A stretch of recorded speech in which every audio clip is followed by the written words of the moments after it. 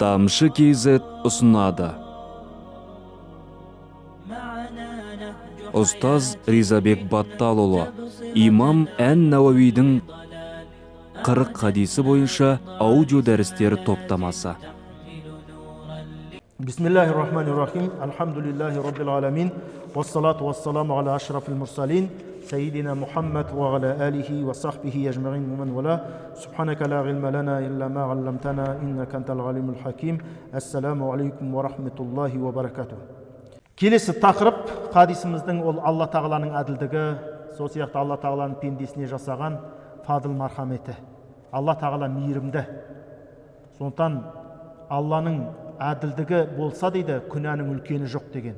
Ал Алла тағаланың рахметі тұрғанда дейді, күнәнің кіші жоқ дейді Алланың әділдік. Егер Алла әділдікке салатын болса, әрқайсымыз кішкентай күнә үшін жауап береміз. Ал Алланың рахметі тұрғаннан кейін дейді, күнәнің дейді үлкені жоқ деген. Алла тағала кешеді. Алла тағала шіріктен басқа күнәнің бәрін кешеді. Бүгінгі тақырыбымыз осы Алла тағаланың әділдігіне байланысты хадис. Ан Ибн Аббасин радиаллаху анхума, ан Расулиллахи саллаллаху алейхи вассалам.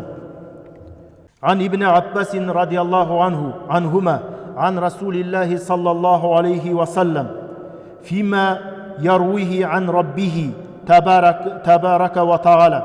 Енді бұл хадис құдуси. Сөзі пайғамбарымыздан, мағанасы Алла тағаладан. Бірақ біз жоғарыда айтып кеткен болатынбыз, алдыңғы дәрістерде ол хадис құдуси деген бар. Алла тағаладан мағанасы пайғамбарымыз жеткізген, бірақ бұл Құран бола алмайды. Құранның мағанасы да, сөзі де ол Алла тағаладан. Ал хадис құдусидің сөзі ол пайғамбарымыздың сөзі. Осы жет айтады: «Инналлаха катабал хасанати уассайяти, сумма байяна».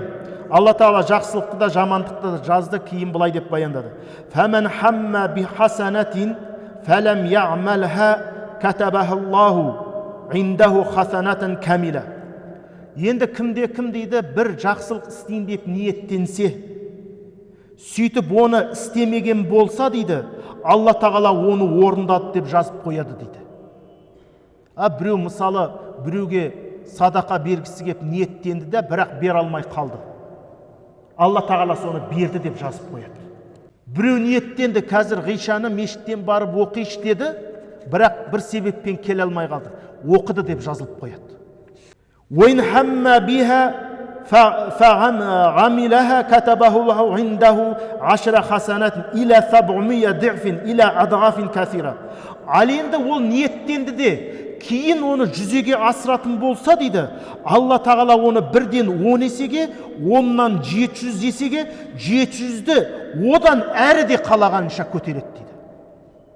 Мысалы біреу жаңа біреуге садақа берем деп ниеттенді, орындай алмай қалса, бір садақа берді деп жазып қояды. Ал егер оны орындаған болса дейді, 10 садақа берді, 10-нан 700-ден тағы 700 мыңға дейін сауап берді. Бұл Алланың фадыл мархаметі, әділдігі, мейірімділігі. Енді осының екінші жағы: «Уин хамма биссайиатин фалам яъмалха катабахуллаху индаху хасанатун камила». Ал енді қараңыздар, кім бір жамандық істеймін деп ниеттенді. Қазір шығып біреуді барып ұрып келейші деді, бағана ренжітіп еді мені деді. Деп дайындалды да шығып еді, сөйтіп барамай қалды. Алла тағала оған толық бір сауап жазады дейді, жаңа істемеген үшін. Ниеттенді, шығып бара жатты да, қойшы сол бауырымыз деді, тоқтай салды. Соған бір сауап береді дейді. «Уин хамма биха фағамилаха катабаху сайятин уахида». Енді қараңыз, ал егер оны ниеттеніп шықты да соны істесе дейді, бірақ күнә жазады дейді. Алланың әділдігін, құлма деген мейірімділігін қарашы. Адам бір жақсылық істейін деп шықса, сөйтіп оны істесе дейді, бірден 10-нан 700 есеге дейін жазып береді. Сен жаңа бір теңге түсіп те қалады, болмаса лақтыра саласың ғой. Соны апарып мешітке сап келейші деп шықтың да, сөйтіп сасаң, соны 10 теңгеден 700 теңгеге салып деп есептеледі. Ал енді адам бір күнә істеймін деп шықса ниеттен, сөйтіп оны істемесе бір сауап береді. Істесе бірақ қателік жазады, бір күнә істеді. Негізінде 10-10-нан 700 есе жазылу керек еді. бірақ алла тағаланың бұл мейірімділігі. Енді алла тағала Құран-ы Кәрімде айтады, осы хадистен шығатын мағына ол жаңағы жақсылық.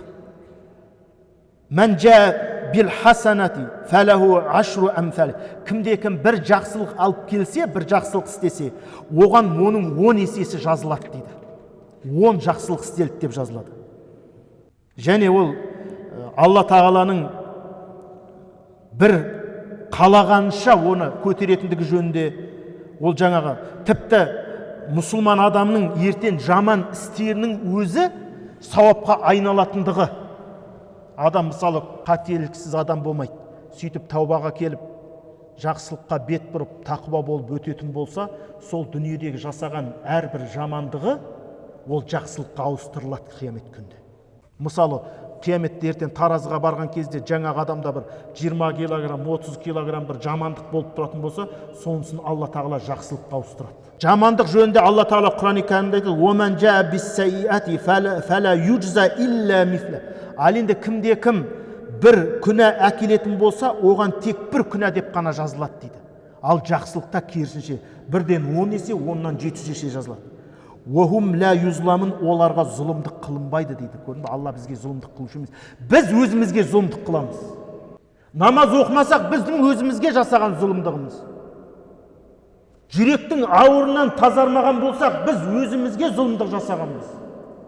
Алла зұлымдық жасаушы емес. Дүние жиналып кәпір болып кетсе де Аллаға еш нәрсе келіп кетпейді. Дүниенің бәрі жиналып момын, мұсылман болып кетсе де Алла тағалаға еш нәрсе келіп кетпейді. Адамның жақсылық жасаса өз үшін, жамандық жасаса өз үшін. Сондықтан Алла тағала зұлымдық етуші емес, пенделер өздеріне зұлымдық етуші дейді. Біреуді жек көрсең, сен ешкімге зұлымдық етіп атқан жоқсың өзіңнен басқа. Біреуді көре алмасаң, сен біреуге зұлымдық етіп атқан жоқсың, өзіңе зұлымдық етіп атасың. Сондықтан адамның жасаған нәрсесі ол өзінен басқа ешкімге қайтпайды. Ла тазиру вазиратун визра ухра деп Құранда айтады. Біреу біреудің күнәсін арқаламайды дейді. Мен біреуді көре алмасам, қиямет күнінде оны біреу көтермейді өзінен басқа. Сондықтан Алла тағала Құранда не деді? Біреудің күнәсін екінші біреу арқаламайды. Әркім өз күнәсі үшін жауап береді. Келесі хадис, бұл хадисте Алланың разылығына жету. Қалай біз Алланың разылығына жетеміз? Негізгі біздің көздеген, армандаған, алдыға қойған мақсатымыз ол біреу ғана, құрметті бауырлар. Ол не? Алланың разылығына жету.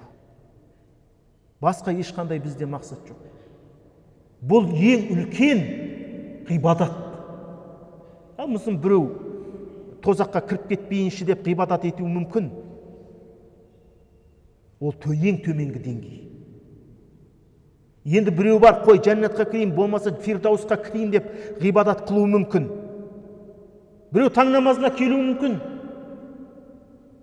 Үйтпейт тозаққа кірмесем болды деп.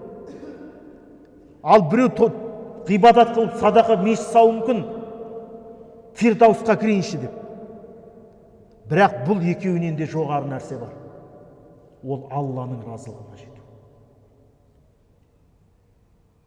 Алла тағала жәннат пен тозақты жаратпаса да біз оған ғибадат етуге міндетті едік. Ол мейірім, рақымдылығы сол жәннат пен тозақты жаратты.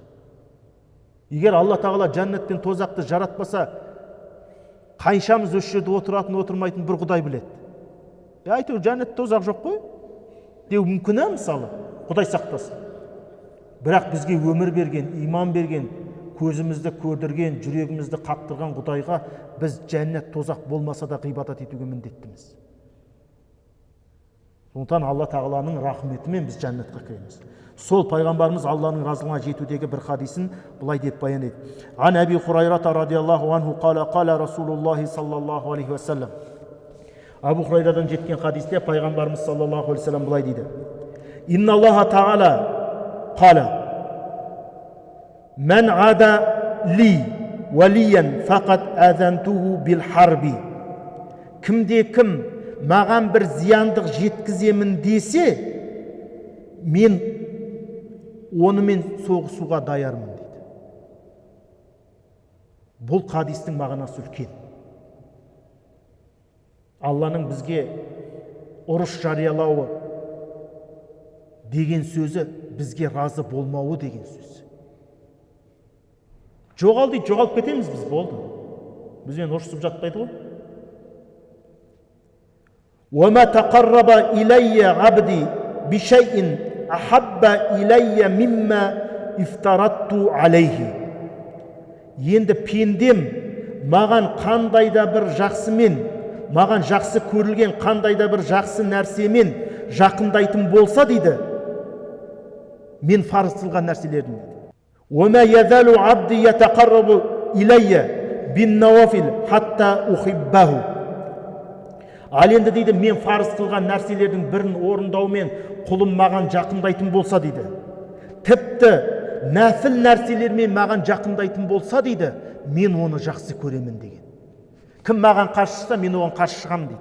Ал мен парыз қылған нәрселермен, сондай-ақ нәпіл нәрселермен пендем маған жақындайтын болса дейді, мен оны жақсы көремін деген. Ал енді Алланың жақсы көруінен үлкен нәрсе жоқ. فَإِذَا أَحْبَبْتُهُ كُنْتُ سَمْعَهُ الَّذِي يَسْمَعُ بِهِ وَبَصَرُهُ الَّذِي يُبْصِرُ بِهِ وَيَدَهُ الَّتِي يَبْطِشُ بِهَا وَرِجْلَهُ الَّتِي يَمْشِي بِهَا وَإِنْ سَأَلَنِي لَا أَعْطِيَنَّهُ وَلَئِنْ اسْتَغَاثَنِي لَا أُعِيذَنَّهُ дейді. Бұхарида келген сахих хадистердің бірі не дейді? Егер мен оны жақсы көрсем дейді, ал егер оны мен жақсы көріп қалсам дейді, оның естушісі боламын дейді.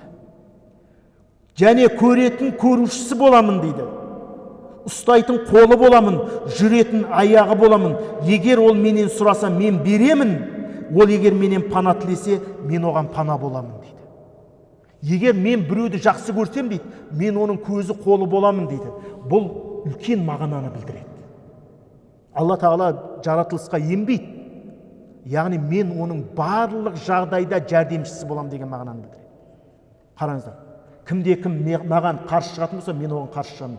Ал енді кімде-кім мен парыз қылған нәрсені, сондай-ақ сонымен қатар нәпіл нәрселерді орындаумен маған жақындайтын болса, мен оны жақсы көремін. Ал мен кімді жақсы көрсем дейді, мен оның еститін құлағы боламын дейді. Көретін көзі боламын дейді.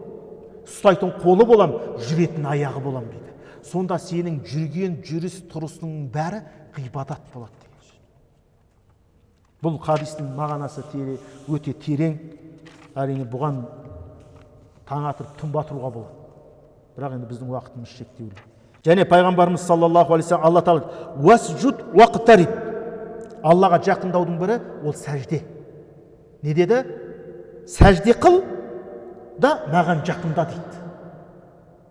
Құдайды аспанда деп жүргендер, онда түрегеп тұру керек та, сәжде қылмау керек. Сондықтан Алла Тағала мына жақта деп айтылмайды. Алла Тағала Құранда айтып отыр, маған жақын боласың дейді, сәжде қыл дейді. Сондықтан бұл жерде жаңа Алла Тағаланың алыс жақындығы ол ара қашықтықтың өлшемі. Пайғамбарымыз айтты: "Aqrab ma yakunul abdu min rabbih wa huwa sajid." Пенденің Раббысына жақын болатын жері ол сәждеде жатқанда дейді. Пайғамбарымыз саллаллаху алейхи ва саллям хадисі бар. Кейін бұл хадистен шығатын мағына ол жаңағы парыздарды орындау. Адам қадір қасиеті, күш құдіреті жеткенше.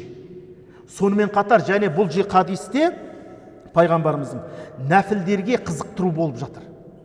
Парыз ғана емес дейді.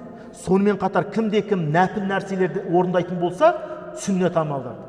Оның да Құдайға жақындайтындығын, Құдайдың разылығына жеткізетін амалдар екендігін айтып. Сондықтан сүннет қой, нәпіл амал қой деп немқұрайды қарамауымыз керек дейді ғалымдар. Келесі исламдағы қиыншылықтың түсірілу адамнан. Ал дін жеңіл. Ислам діні ол жеңіл дін. Ан ибн Аббас радиаллаху анхума анна Расулаллахи саллаллаху алейхи ва саллям қала: "Инна Аллаха тажаваза ли ан уммати ал-хата ва нисян ва ма истукриху алейхи." Енді пайғамбарымыз саллаллаху алейхи ва саллям айтады: Алла Тағала кешті менің үмметімнен мына нәрселерді дейді. Қателікпен кісі өлтіріп қойса, білместікпен бір нәрсе істеп қойған болсаң, Алла кешеді. Уаннисиян ұмытумен. Адам ұмытып қойды. Мысалы жұртты намаз барын ұмытып кетті, болмаса басқа нәрсені, оның үкімін ұмытып кетті, ол кезде кешірім болады. Сол сияқты мәжбүрленген жағдайда, біреу жаңағы қару тіретті, мына шошқаның етін жейсің деді, жеп қойды, не істейді? Алла тағала оны кешеді. Бұл да жаңағы ислам дінінің ол жеңіл дін. Пайғамбарымыз дінді қиындатпаңдар деген. Дін жеңіл. Біз оны қиындатпауымыз керек. Ал егер қиындатсаңдар дейді, онда сендерді жеңіп қояды дейді. Сондықтан біз әрқашан Алладан сынақ сұрамайық, Алладан сабырлық сұрайық. Сондай бір адам былай деп дұға қылыпты: Я Раббым, қандай сынақ берсең, мен соған сабыр қыламын деген.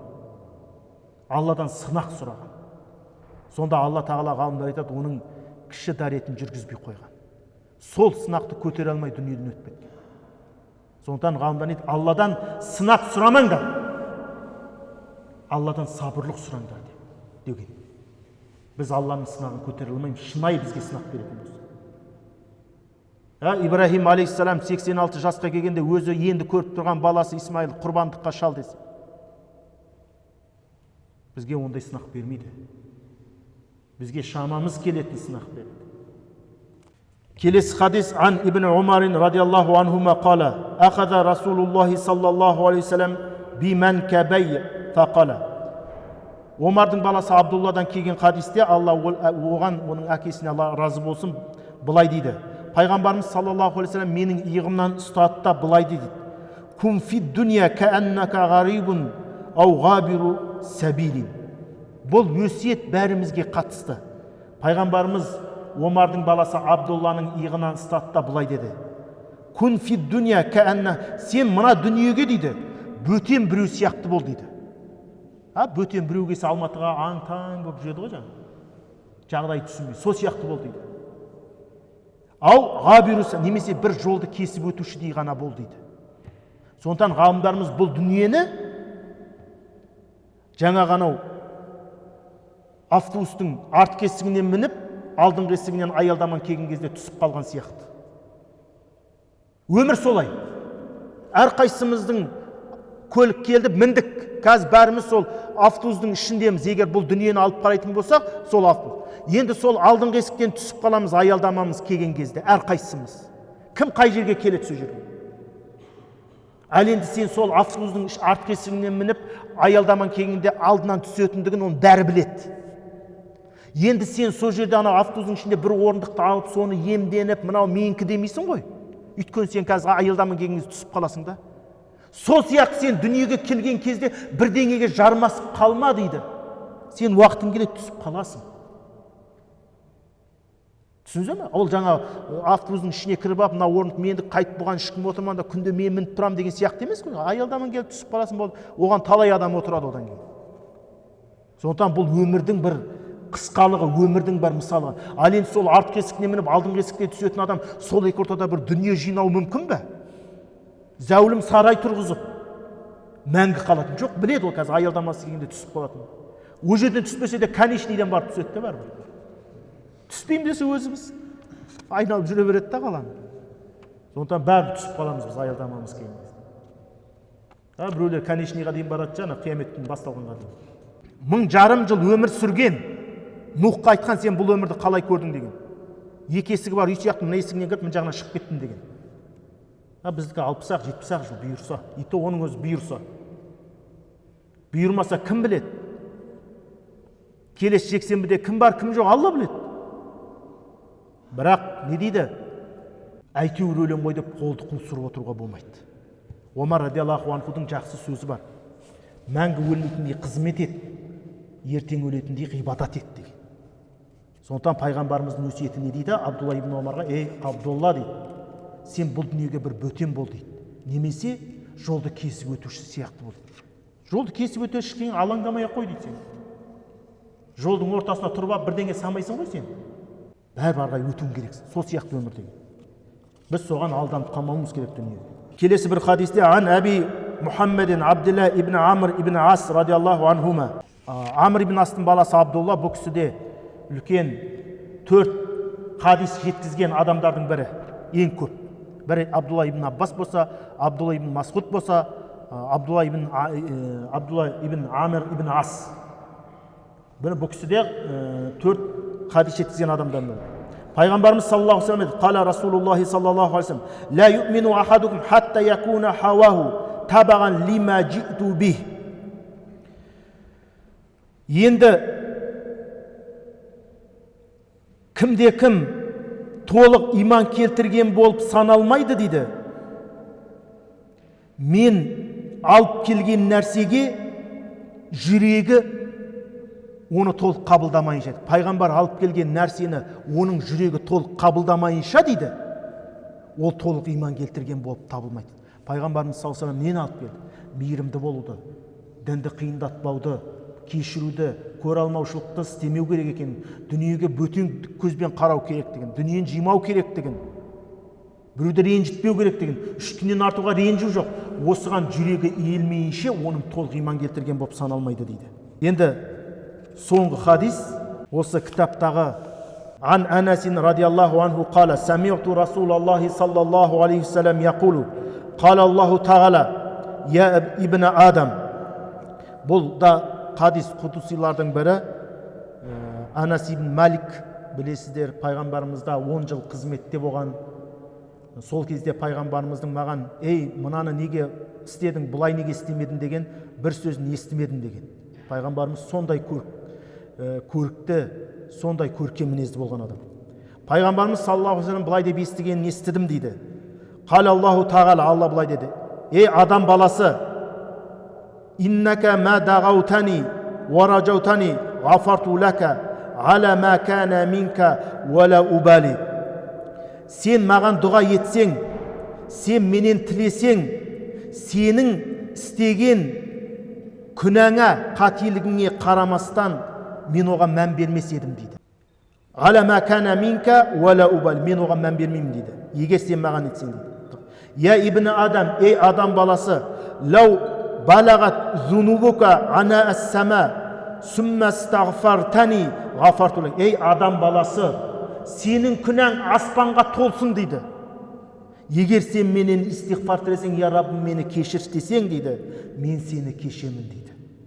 Я ибн Адам, ей адам баласы, иннака лау атайтани би қурабил арди хатая сумма лақайтани ла тушрику бихи шай'a ла атайтука би қурабиха мағфиратан. Ей адам баласы, жер толы күнәмен сен маған келген болсаң, сөйтіп сен маған жолыққанда маған еш нәрсені ортақ қоспаған болсаң дейді, мен саған сондай кешіріммен келер едім деген. Қараңыздар, бұл хадистен Алла тағаланың кешірімінің кең. Алла тағала 100 адам өлтіргенді кешірді. Ей адам баласы дейді, сен маған жалбарынып менен дұға ететін болсаң дейді, сенің бойыңда тұрған нәрсеге мен мән бермеймін дейді, яғни сенің қандай күнә істеме дейді, мен оны беремін деп жатыр. Ал егер сенің күнәң аспанның шетіне жетіп дейді, шегіне жетіп дейді, менің алдыма келсең дейді, сен менен кешірім сұрасаң, мен сені кешем дейді. Ей адам баласы дейді, сен жер толатындай күнәмен келіп дейді, маған ширк қоспай менің алдыма келетін болсаң дейді, мен сондай кешіріммен сенің күнәңді кешіп жіберемін дейді. Алла тағала кешірімді, Алла тағала мейірімді. Сондықтан үмітсіз шайтан дейді атам қазақ. Кешпейді, үмітсіз ол шайтанда, қалған адамда үміт бар. Иншалла Алла күнәні кешеді. Алла мейірімді, Алла рахымды. Тіпті бұл дүние аспан мен жерде күнәмен келсең дейді, ширк қоспай, истиғфар тілеп, мен оны кешемін деп отыр. Субханак Аллахумма бихамдик, ва нашхаду ан ла илаха илля ант, ва настағфирука ва натубу илейк.